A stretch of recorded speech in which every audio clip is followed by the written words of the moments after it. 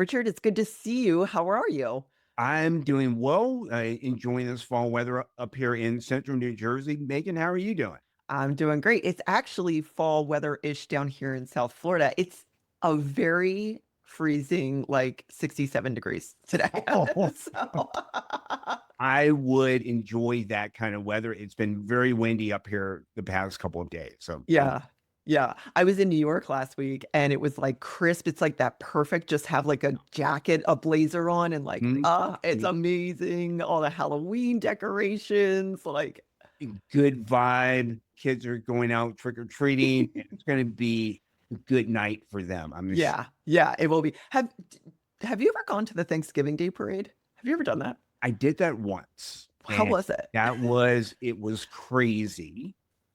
This was back in the day when it went all the way down 42nd, all the way down Broadway. Uh-huh. Remember standing at the corner of 42nd and Broadway, 5 or 6 deep, and was really amazed and blown away by all the floats coming through. And I thought, okay, never doing that again. Never doing that again. But it was a blast. That's awesome. It's definitely always been on my like I don't want to do New Year's in Times Square, but I really think the parade would be fun. And I mean, being there when it's sunny and 50, I was like, I should do it. Yeah, it's a great time, and I think you are right that not doing Times Square New Year's Eve is a good idea. I've done that before. No, no. So I have a question, and we will get to coaching, but what is the exit strategy? Like, how do you get out of there? It was actually the group I was with was we couldn't get any closer than 7 blocks away from where the ball drop was, Wow. and that was at 6:30 or 7 o'clock at night. Uh-huh. And so when the ball dropped, every fireworks display, confetti went around, and then it was everybody bugged out. And we were on 7th Avenue, and I think we went all the way to 5th Avenue. Oh, wow. It's like the opposite way of where I wanted to go. And just sort of found a deli, hunkered down there for a little bit, grabbed something to eat, then okay, now Now. it's cleared out, we can go home. Yeah, yeah. Um, I was living in DC during Obama's first inauguration, and we were like, oh, we'll just take the bus. And there were how many? I think I don't know how many people were there. I was about to say a million, but I don't know how many. But at least a couple 100,000 friends that were also just going to take the bus, and Mhm. it was freezing. And we walked home by the tidal basin, so it's just like extra cold. But same thing, we stopped in a Mexican restaurant and got soup and margaritas, and just like hung until we started seeing clear buses going through. We are like, It okay, was it now. just let everybody else get out Yes, yes. of your way, then you can go home safe. Yeah. Yeah, I think we only had like another maybe mile to walk, but it was so cold. I was like, look, Mhm. I'll stay here all day. I'll just Yeah. keep ordering Mhm. food. Like, it's okay. But Mhm.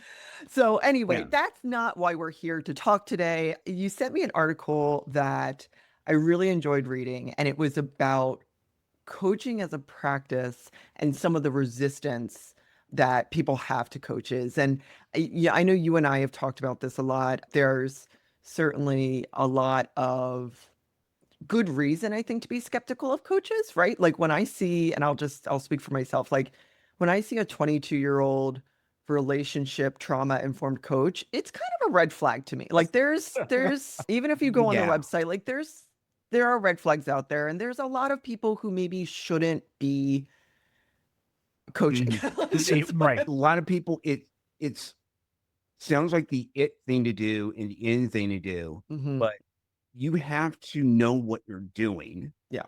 and you have to know how to do it. Yeah. It's not enough just to hang a shingle out and say, "I'm a coach," Mhm. and just hope for the best. You're dealing with people's lives, Yeah. and you're dealing with people at a sensitive time in their lives, Mhm. and you've gotta be able to handle that smartly, Yeah. gently, and just sorry, a 22-year-old trauma-informed relationship coach, I'm not buying it. Yeah. I'm not buying it. Yeah, at least I am not the ideal client for that person, but and it's we're both athletes. We both are runners and amongst other things. And I was sharing with Richard that I am taking a yoga instructing class just to take it, and it's been really interesting.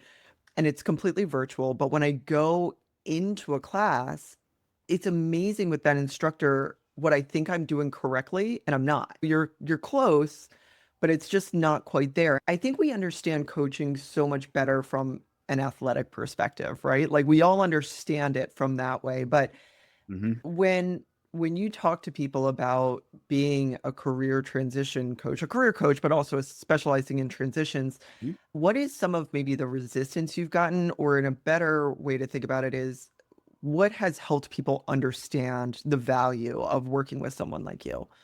Well, I think sometimes people think coaching is woo, Hmm. but it's not. It's what we do is support people in the next move that they want to make in terms of helping them gather their thoughts and gather their ideas about what the next step of their career is, for Hmm. example. And understanding that I'm not there to do the work for them. For example, running. Hmm. Yeah, both of us are runners, and when you work with a running coach, the coach will write a plan for you, a training plan, nutrition plan. And it's also up to you as the runner to actually go out and do the runs in the morning or do the runs in the treadmill or spend your Saturday morning pounding the pavement for a couple of hours. Hmm. And and your coach is going to check in with you and say, all right, how'd this week go? All right. And if you didn't do anything, if you just ran a couple of miles and ate Twinkies and Ho-Hos and drank Diet Cola the entire week, it sort of it brings the accountability right up to you. Yeah. What we do is support you and what you Hmm. want to do. And also that accountability piece is there also. It's like, okay, why did you eat that entire pack of Twinkies this week? Right. Right. What was behind that Diet Coke binge? And so Yeah. we we help support and we help you do what you say you want to do. Yeah. And I think the other thing that's so important is it's not advice, right? Like Right. that's, I think, a common misconception. And the running coach example is a good one because if if running was easy, if life was easy, we'd all just follow a plan, right? But we all have unique contexts. And Hmm. maybe that question of why, by the way, how generational are we? A pack of Twinkies. I feel like my kids don't know what Twinkies are. I know. I But know. so whatever your vice is, right? Why did you eat a pack of Twinkies? Why did you eat whatever it is? That's not on the plan. And maybe you're really stressed out because it's a lot of work that week and the coach can help adjust, right? Like, Yes. but if you're not going to do it, the coach can't run the miles for you. Like it's, Absolutely right. yeah, yeah. I'm in the process of training for a half marathon I'm running in a couple weeks. And when you're working with a coach, the coach will do everything that he or she can to help make sure that you're staying on your training goals. You're making sure that you're eating bananas and not the Twinkies. All right. Different Different, yellow yeah, colored food. Yeah. exactly. And but the coach can't run the race for you. Yep.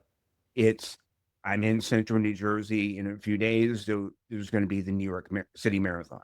Yeah. Right? And a lot of those people use coaches to get them to the starting line. And that's what we do. We help you get to the start line that you Hmm. want to get to. And it's going to be up to you to run that last 26.2 miles. Yeah. We'll do everything we possibly can to get you there, Yeah. including the confidence to know that you can complete that distance too. Yeah. Yeah. Absolutely. And I think that's a perfect segue into mindset. Like, and we'll stick with runners, but move into all our non-runner friends, Right. the same people out there that don't run all the time. Mhm. Um, Right. when you were at mile 20, and I haven't run a marathon, but when you're at mile 20 of 26, or you're at mile 10 of 13.1, um, there is something inside of you that says, like, why are you doing this? Everything hurts. You might be Mhm. tired, you might be dehydrated, you might be having a great race, but still, I mean, you have to push through to the end. And so much of sports, so much of running in particular, is mental. And you can train all you want, but if your brain is telling you you can't do it, you're not going to do it. And Mm. I know you do a lot of work with mindset, and I would love for you to kind of start talking about that a little bit, and what you do with your clients, maybe some challenges that you see with mindset. Um, because again, at 20 miles, man, Mhm. there's It's still game six on. left. They're It's tough. game on. It Yeah. is game on. And one thing is, it's okay to walk sometimes. Love that. It tends to be this thing where if I can't run 26.2 miles, what's the point? Right. My method of getting through these distances is I will go out and I'll run for a certain distance. Hmm. And then for a short amount of time, I'll take a walk break. Hmm. And then it's wash, rinse, repeat. Sure. And with careers, it's like that as well. It's like you can't run all 26.2 miles at once. You can't achieve the career goal that you want to achieve in hours or even days. Hmm. So you've got to be in the mile that you're in. Hmm. Be in that first mile, you're all excited, the crowd's cheering, you're feeling the good vibes. But sometimes you're in that middle 12 miles in, crowd's thinning out, and it's like, oh boy, I signed up for this. Yeah. And so in career coaching, it's I think the same thing where when it starts getting hard, Hmm. not if, but when it starts getting hard, what is your next step? Um, one of my great mentors, Tom, gave me some really good advice right after I got laid off, and it was simply do the next right thing. Hmm. And in career transitions, sometimes the next right thing is just sending a message, a DM to somebody. It Hmm. could be just taking another look at the resume and tweaking it a little bit. Chunk it down into manageable steps. Hmm. What's the next right thing that I can do for my career? Yeah. Maybe it's not jump into and try to become a CEO right away. Right. All right. Maybe it's just let me there's this email that I haven't returned from someone. Let me take 5 or 10 minutes and just do that. Yeah. And I'm a big believer in small steps and small wins. Hmm. Every time you do something like that, uh, an email, a text, responding to a post, that's a win. Hmm. And there are some days where all you can do is just stack a small win on top of a small win on top of a small. Yeah. And again, what that does is it makes it manageable. Yeah. Instead of thinking that I have to run all 26.2 miles right now, it's just let me just get to the next block. Yeah. Absolutely. And I think that helping people identify where their mindset is so important. Like, I know sometimes I think I'm like, I have a really positive growth mindset. And then I'm like, actually, I don't on this thing, right? Like, so I think it's important to start there with folks. And if Mhm. you're listening, kind of take a real assessment of that, right? Like, are you dreading certain things? Are you coming from a fear mindset? Are you coming from sort of a negative um all the things that could go wrong? I know I do that a lot with Mhm. certain things, and I owe it to myself to think about what could go right, and I owe it to myself to tell a different story. Mhm. Um, and the other piece about it too, and I think especially if you're someone who has been laid off, which, oh my God, this week has been brutal. I Bad. mean, It's just been brutal. really, really bad. There's a lot that goes with that. I would highly recommend anyone to check out Richard and his story. We've talked about this of like, I know when I got laid off a few years ago, it was my identity was so entrenched in my career. Like, and Mhm. that is a grief in and of itself. But this is a very long-winded way to say when you send that email, when you respond to that post, when you do those things that may feel really hard, right? Like You it may yeah, feel really hard, yeah. celebrate it. Like I often say like make a done list instead of a to-do list, write all the things you've done. That's a great idea. That's Yeah. such a great idea because can get so wrapped up in what we didn't do. We can get so wrapped up in seeing our to-do list getting so long Mhm. that we don't take the time to see what we've done that day. Yeah. And when you keep doing it, when you make it a practice, when you make that, okay, I got this done, this done, and this done, and this done. At the end of the day, at the end of the week, you see you've got a lot done, Yeah. a lot accomplished. And it's things like that, that done list. Mhm. It gives you a dopamine hit that's a lot better than just picking up your phone and doom scrolling. Yeah. A lot Yeah. better. And putting your phone down for a minute and just assessing what steps that you've taken this week. That's going to help you a heck of a lot more than the 15 minutes you might spend doom scrolling. Yeah. So it's about finding the things that will be, as they sometimes say in the military, a force multiplier. Yeah.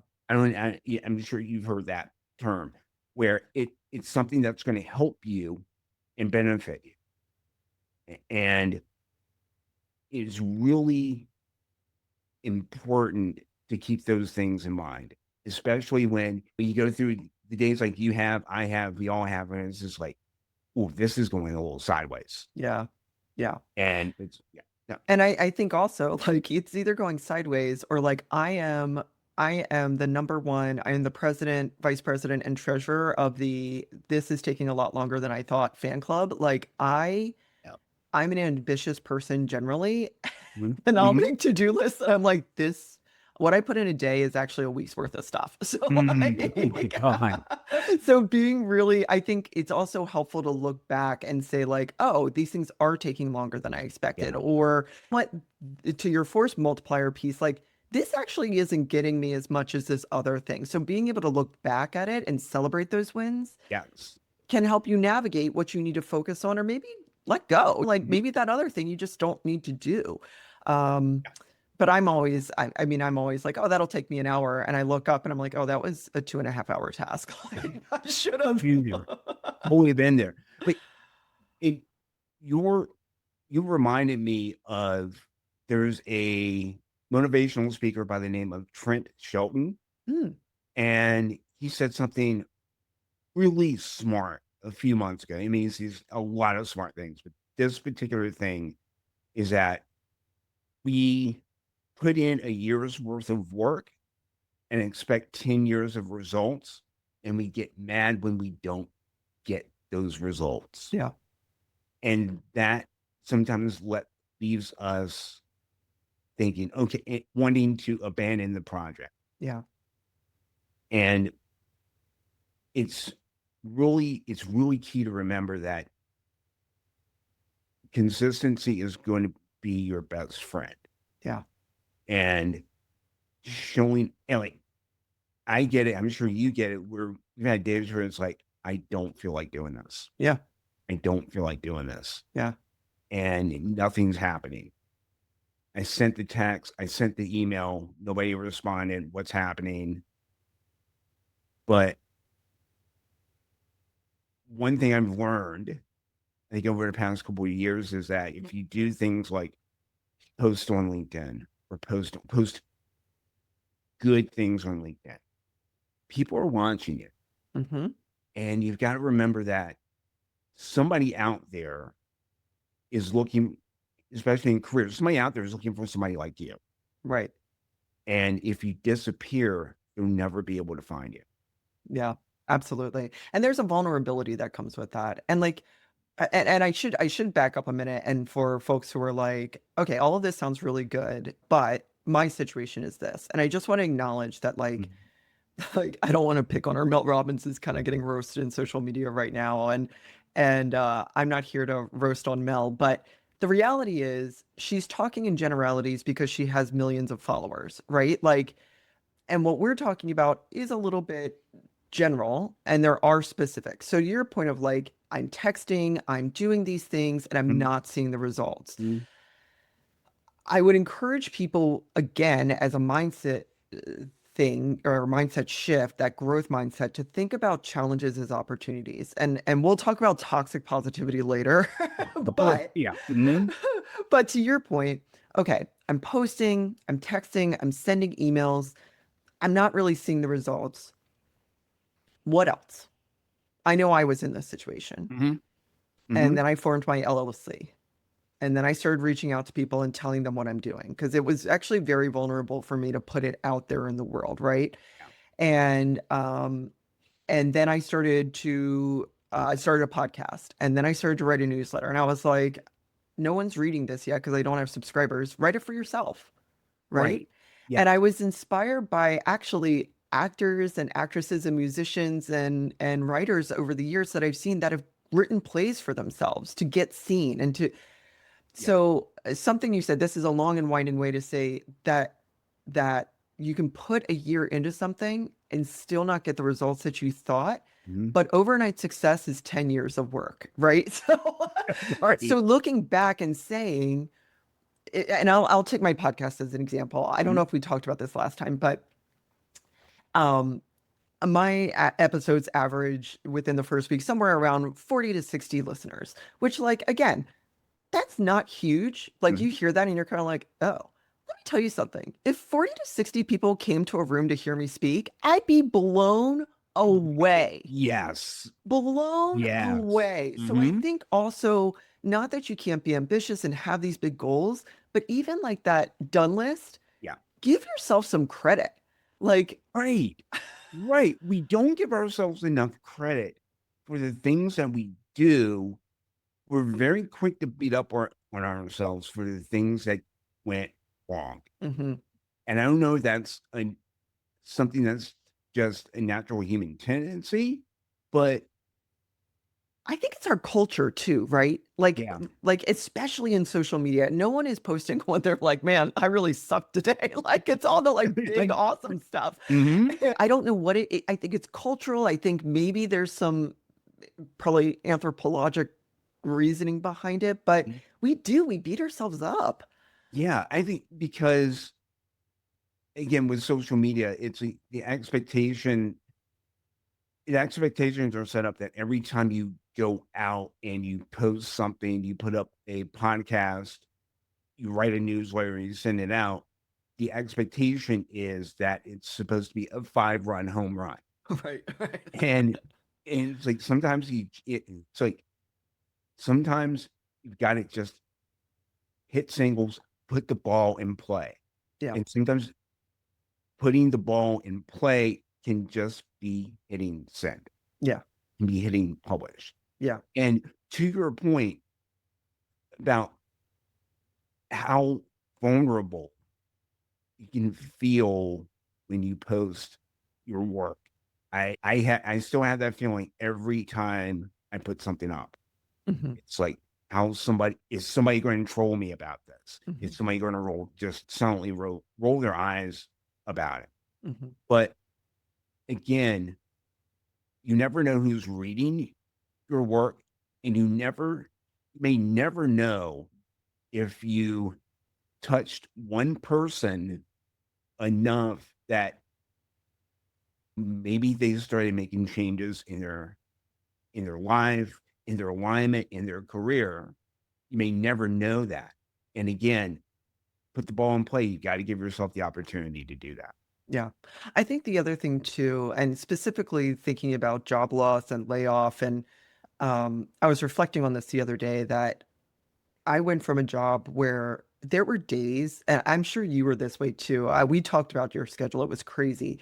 Like there were days when I didn't have time to use the bathroom. Like it was crazy, like Mm. back-to-back meetings. And going from that to waking up in the morning and there's nowhere to go. The Mhm. only job I have is finding another job and making connections. Yeah. And that's a different kind of grind, right? Like Mhm. that's jolting and it's Mm. difficult. And there were times where I felt like I felt like I was losing brain cells. Yeah. So Yes. I would encourage people, and again, I think this may be a good time to talk about toxic positivity, but Yeah. I would encourage people to look at their skill sets and start thinking about things that they can do for themselves, like whether, and it doesn't have to be a newsletter, we're giving personal examples. You don't have to start a podcast, but maybe you write standard operating procedures for whatever job you were Mhm. in and think Mhm. about some consulting work or something like that just to keep yourself fresh and out there and do something for yourself like Right. that keeps you going. Mhm. It keeps you, Volunteering is yeah, it huge keeps you too. going. Have something on your calendar every day. Like Yeah. one of the first things I did when I got laid off was start putting things on my calendar. I put like every day, I put a morning news, a morning work block, an afternoon work block, and an evening work. Even if I didn't have anything to do that day, I could look at my calendar and go, okay, there's space for me to do something. Yeah. And just that little thing helped was one of the things that helped keep me going. Yeah. So I think it's so much of this is about giving yourself the opportunity to be successful. Yeah. Yeah, you got to. One of the things we do as coaches, I think, is help people be their own best friend, Hmm. and that's one tiny way to do it. Yeah, absolutely. And then can we talk a little bit about toxic positivity, like the whole good vibes only and like So and it sounds good, right? And it's a cute does sticker. It's like yeah. that's nice, but like one of the things, one of the as I was reflecting back, when people would say to me like, "Your next job, like it's their loss. Your next job is the Mhm. right thing for you." And Yeah. I remember the sweet baby angel neighbor said to me, I was talking to them, we were friends, and she very kindly said, "It's good to take a break." And I was like, I didn't say this, but I was like, yeah, on your own terms. Like I have bills to Right. pay, right? Like what the hell? Exactly.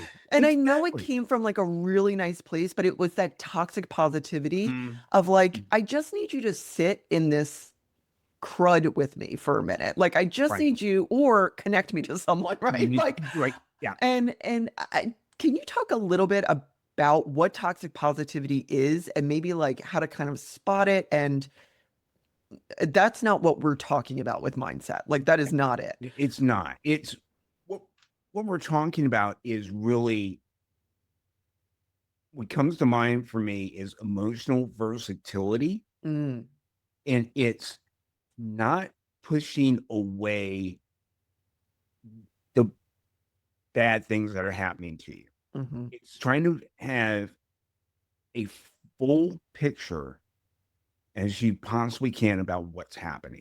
It's like, I lost my job. I was there for 26 years, got let go on a Zoom meeting. And it's like, Oh, I had a Zoom meeting too. It was wonderful. That oh, was great. you're right.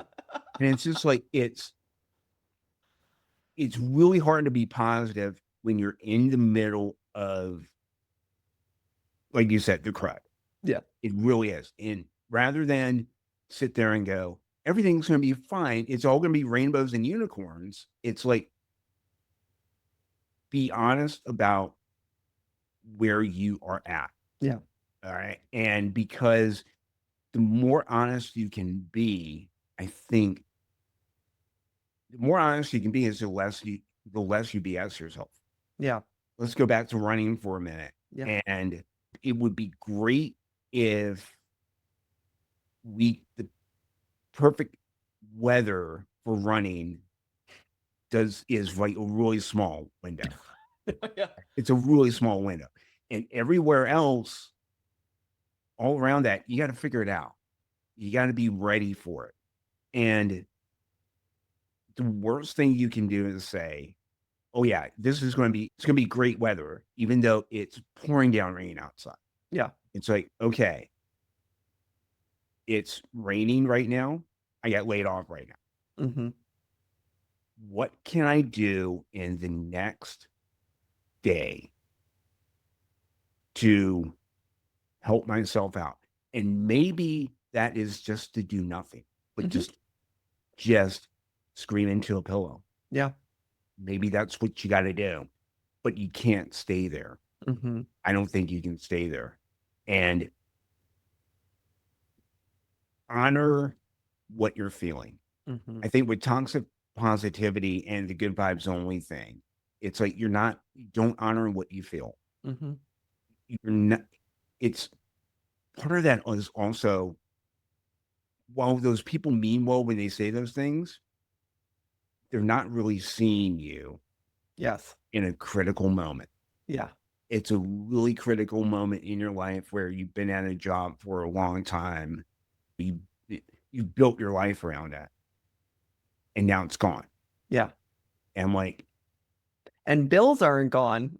yeah. Bills aren't gone. Like, and the Still world is there. still turning. And yeah, it's hard. It's I think people underestimate, even if you've been somewhere 6 months. I mean, it's shocking. It's really jarring. It is. It is. And it takes time to deal with that. Yeah. It does. And telling somebody to get over it also is Right. not good at all. Yeah. It's not good. And so it's like, okay, this is hard. You're in the crud. It's, I mean, no, we're acknowledging where you are. Okay. As you're working through that grief, it's like, okay, what can I do next? Yeah. What's my next step? Maybe it's start sending out applications. Hmm. Maybe it's going, that idea I've had in the back of my head for years now. Maybe it's time to bring it up front. I remember when I got laid off, of course, it's incredibly shocking when it Hmm. happens. Even though in the industry I was in, it's like Yeah. you knew it was coming, but still hurts nonetheless. Yeah. And the overwhelm, I didn't say overwhelming, but the one of the big feelings I had was the world got big again. Mm. And because I had this coaching thing in the background for several years, I knew it was always going to be my plan B. Hmm. Wasn't expecting to have to execute it on it right now, Yeah. but okay, all right, let's hitch up the horses, hitch up the wagons, and let's go. Yeah. And you sometimes you have to see the world that way. Yeah. Where if you're in a particular job, in a particular industry for a long time, it does a lot of things for you, but it also kind of Yeah. narrows your world a little bit. And as scary as it can seem for the world to get big again, it's also exciting too, Yeah. Yeah. right? Challenges as opportunities, right? Yes. It's that Yeah. shift. And I think Mhm. there's a lot that you said that was really great. And I think the toxic positivity thing, talking about emotional versatility is a Mm. wonderful way to look at it. And thinking about, let's take the very positive side of like, it's fine, it's all going to be fine. My next thing's going to be the best thing ever, Mm. rainbows and sunshine. Who is that serving? And then the flip side of it is if you're screaming into the pillow every day, which by the way, love a scream into a pillow. I highly recommend that. But if you're doing it, if you're on week 3 of doing that every day and nothing else, maybe Mhm. you scream every day, but nothing else, who is that serving? What Exactly. story are you telling? Right. And that's when the world opens up, and um, I was stuck very much afterwards of like the world opened up, but only in this one lane. Hmm. right? And I couldn't see that I wasn't looking at everything in a more holistic view. And if you are someone who has some more experience and actually someone who has less experience, leverage that, right? Like both of us are coaches. And the reality is the reason I love working with individuals with goals and strategy is because I have 20 years of leading teams and organizations, driving goals and strategies with $100 million campaigns or $1 million, multi-million dollar campaigns. Right in your And wheelhouse. you know what I mean? It's in my wheelhouse. But the really fun thing is, individuals are so much better to work with than teams of people who all have egos involved. Like, Hmm. you know, Yeah. so this Yeah. isn't coming from nowhere. But I needed the skill set of coaching. So I went and did that and did courses and all that kind of thing. The point of that is you have skills. You have skills. I wasn't just a Yeah. fundraiser. I wasn't just Hmm. alumni engagement. I Hmm. wasn't just an event planner. There was so much more than I gave myself credit for. And the world opened up when I stopped and thought, well, what do I want to do? And I was lucky to be in that situation, right? Like, Yeah. I want to acknowledge that too, but um, that's not toxic positivity. That's growing. Yes. That's And growing. growth is hard. Yeah. It's hard. We're both runners. Yeah. We know how hard By the running. way, Yeah. no one look up my race times ever because you're not going to think I'm a runner. Go ahead. I'm sorry. I can say the same thing too. I can say the same thing too. But but what we do is hard. Yeah. And what we do is it's being in that crucible. We know it's hard and we know we can see the goal. We know there's an end goal there. And you just stay with the problem. Yeah. You just stay with it. And the more we do, the more we go out and run, no matter how slow we are, Yeah. it builds confidence. It builds confidence. It builds experience. This half marathon I'm training for, it's the first time I'm running in 6 years. Yeah. And it's even though I've done a dozen half marathons, this is still scary. Yeah. I haven't done it in a long time. Yep. And is my nutrition going to be fine? When is it going to start really hurting Hmm. on these long runs? But we have to bring a level of curiosity to what we do. Yeah.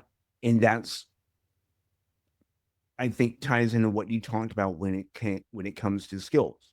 There's this documentary called 14 Peaks on Netflix. Highly recommend. Okay. And it's an all Nepalese crew. And the leader of the crew is Nims Purja. And he has a fascinating background. And he said something that is so true Mm. in life. And I think speaks to mindset is he was like, when you think that you are totally screwed, he didn't use that word, but when you think you're totally Okay. screwed, you're only 45% screwed.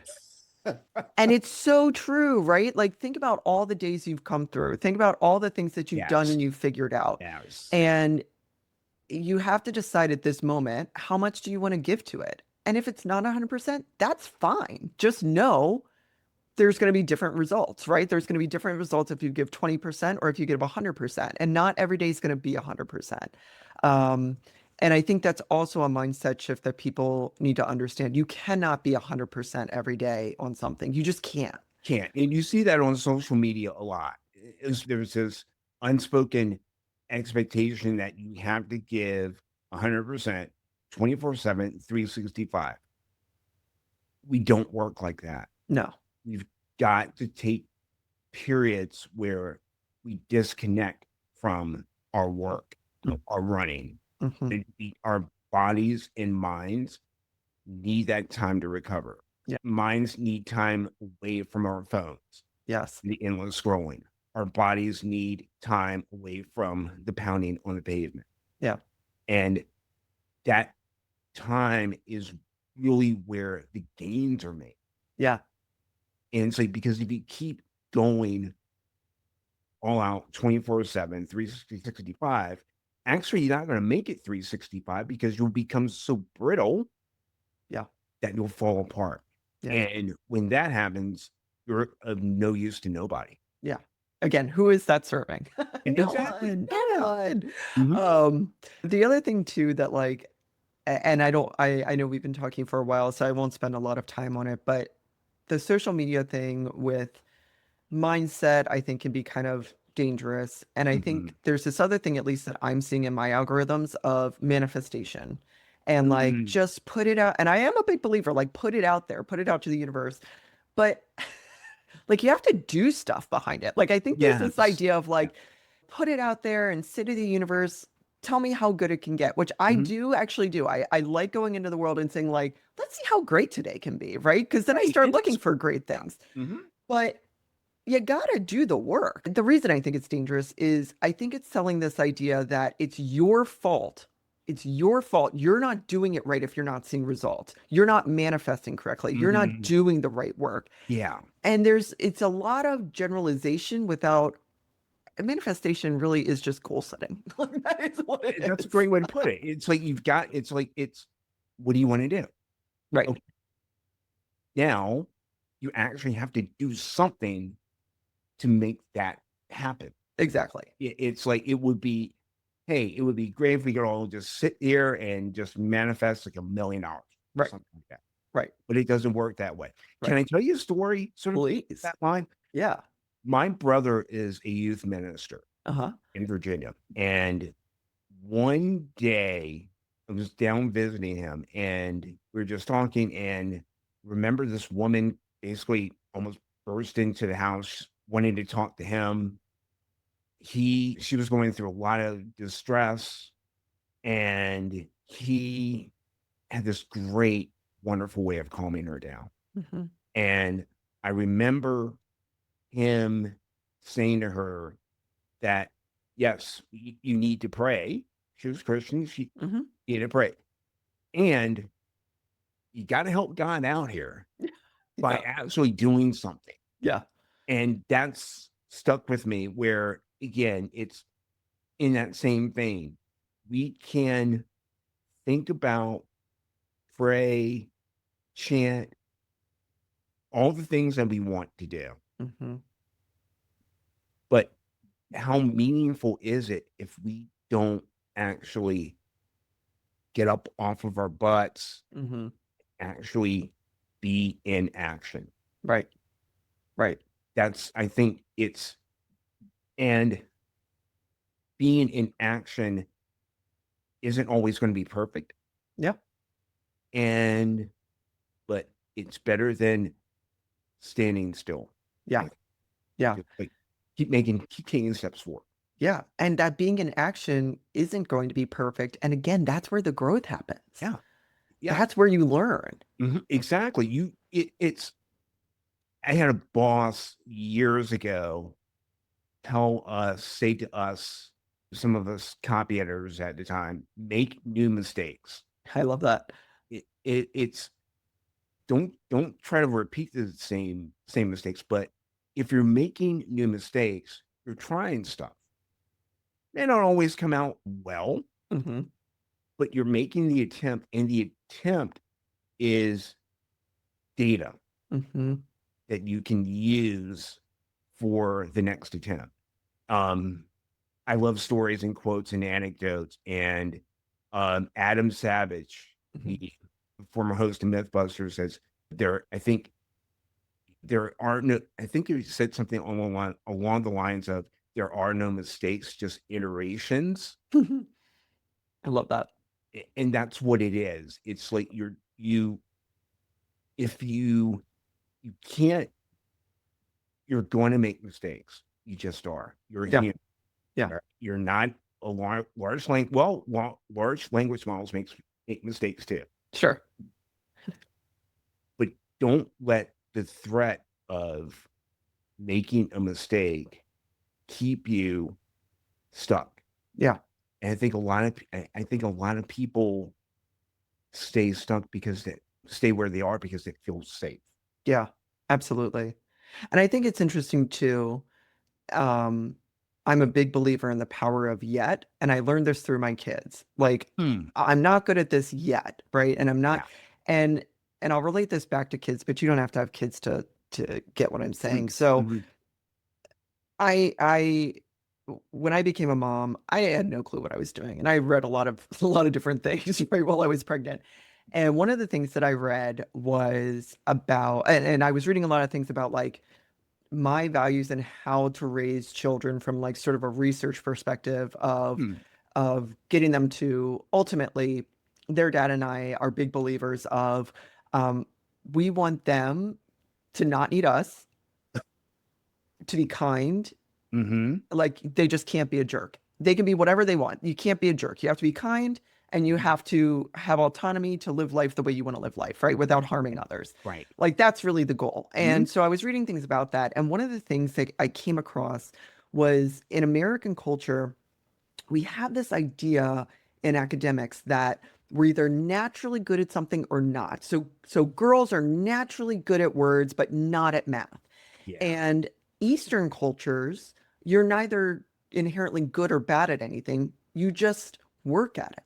And I've taken that approach with my kids. yeah, And I cannot believe I'm saying this as the kid who was like, if I didn't have an A, if I had an A, why wasn't it an A plus, right? Like I was the mm, kid that did book reports over the summer. I've been through a lot of therapy for it. I'm much better, but okay, like literally. mm, But I'll say to my kids, oh, you got a 70. Do you 100% understand the 30% you didn't get right? Not like the 70 is a bad grade, that's but do you understand the mhm, delta?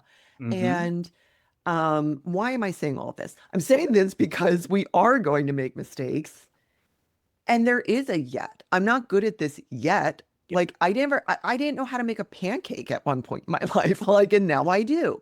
And there's some mhm, bad pancakes that got made in the meantime. Like, and if we think about really simple things where we failed and overcome that, apply that to the bigger things in life and apply that to give yourself some grace, give yourself some credit. You're only 45% screwed. Keep yeah, going. Like, right, don't get lost in the mistake. yeah, yeah, and that's what a lot of people do, and that can create a spiral, Yeah. getting lost in that mistake, and that keeps them stuck. Yeah. But the power of yet gives you possibility. It gives you, in a way, permission to keep going. Hmm. I think we tend to be so a little too self-aware that we want to be so perfect. And I think social media is a culprit of this. We want to be so perfect in what we do that sometimes we don't try. Yeah. And if we give ourselves that permission of yet, I think we can make some significant strides in our, Yeah. not just our lives, but in the lives of the people around us. Yeah. And the last thing I'll say about it too, and you just set me up for this, is surround yourself with people who either share a similar mindset or have the mindset that you want. It Yes. is going to, I like talking about making your personal board of directors, right? Like who are your Yeah. top five Hmm. people? Hmm. And sometimes those people look different. Like I've got top five people that I go out and have fun with, and Yeah. they may look different than my top five professional people, right? Like that I go to and I'm like, check me on this. Like, Hmm. Yeah. and but it's so important that you have people surrounding you that get what you're trying to do and support you in it. Yes. Absolutely. Who's on your team? And I think that five is a perfect number because those, especially because it's a small group Hmm. and those people are going, especially if you know them a long time, they're going to call you out on your BS. Hmm. And they're not doing that from a place of calling you out per se. They know you. Yeah. They want to see the best that you have. Yeah. You've got to, and it's like having that team that pushes you, that celebrates you Hmm. is important. And coaches can be part of that team too. 100%. 100%. I was just going to say, they're the people who are not going to roll their eyes when you put yourself out there. Right. They may say to you, I had a friend who did this when I started putting out my newsletter. I was doing everything on my desktop. And she was like, "Hey, it looks terrible on mobile. Like, I love what you said." Mhm. And I Mhm. was like, "Oh shit, I didn't even check. Like, I didn't even think to do that." And it doesn't have to be some huge thing, right? It can be a Right. small thing. And we Mhm. had that trust Mm. that she's giving me the feedback because she knows I want to succeed and she wants me to succeed. And that's the key Yeah. word you said there, trust. Yeah. You know, that it's a mutual trust that the two of you have in each other, that you Mhm. can have that kind of conversation, Yeah. and and your newsletter looks great. Yeah. Um, Yeah, it's better at least.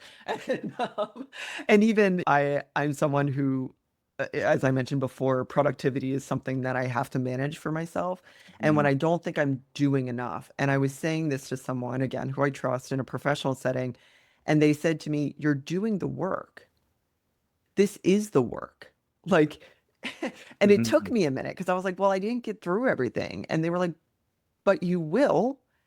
And you're doing the work. Like when mhm, you're sitting and thinking about something, that is part of the work. When yeah. you're resting, that's part Mhm, of the work. And it mhm, really just like blew open this other way of looking at things. So when I get into that negative mindset of like, oh, geez, I'm not getting enough done, mhm, I stop and I literally hear their voice. This is the work. yeah. And not when I'm on my phone scrolling or whatever. That's not part of the work, but sometimes that's what I want to do. So that's what we're gonna Yeah. do. But so we've talked for a while. I've really enjoyed this conversation. What are maybe three bite-sized pieces, candies that people can take away from this conversation as it relates to mindset? 1 mile at a time. That's the thing. It's There's so much pressure to wanna be a success overnight Mm-hmm. that you that it can prevent us from not doing anything at all. Yeah, We just take 1 mile at a time. It's okay to rest. It's okay to walk. It's and that walking can sometimes be much more beneficial than you think. yeah, And I think the third thing, celebrate the small wins. yeah. I'm not saying go out and pop champagne for every win, but My other board of directors says you should, so go do okay, all right, all right. it. But look back on what you've done with a certain amount of pride. Yeah, It and it's like, yeah, it's hard. It's not going to be easy, but you can do it. And the more reps you do, it builds consistency and it builds confidence. yeah.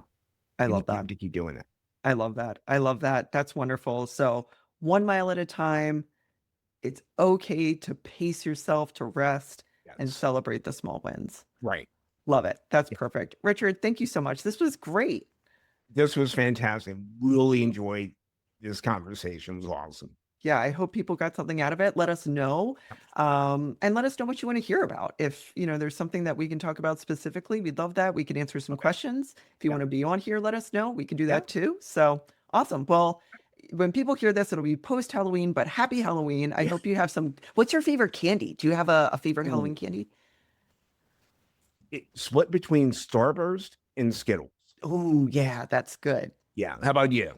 Oh, now you've got me thinking. So I love a Sour Patch Kid. Oh, okay. Love a Sour Patch Kid, but Okay. you know what? What? Um, that so when I was a little kid, my Mhm. mom, we always gave her our licorice. We didn't like licorice. How old am I? No one gives licorice anymore. But we would give her our black licorice. And with my kids, it's like the Butterfingers. I'm like, oh yeah, I'll take the Butterfinger. Okay. Okay, that's good. Can I add one more? Please, yeah. Twizzlers. Oh, Twizzlers are great. Yeah, I can't walk down the candy aisle because I'll just snatch a big bag of Twizzlers. Yeah. Wait, you have something about this. This was like your guilty. Was this your guilty thing in the like at WSJ? I It feel like we've talked about this. it it was because I worked in Brussels for 3 years, Uh-huh. and used to go down to Paris a lot, and there was a store there in Paris called the Real McCoy, and they sold all, like, American candy and food and cereal, and when I would go down there and buy a bag of Twizzlers and bring it back to the office, and that was it. It was just like, because you're not gonna find anything like that Yeah. really in Belgium. Yeah. But so it was a nice little treat, and Touch. Yeah. try not to open the bag on the train back up to Brussels, but sometimes it couldn't be helped. Yeah, exactly. Awesome. Well, enjoy your afternoon. This was You too. great. You too. I enjoyed it and looking forward to next time. Sounds good.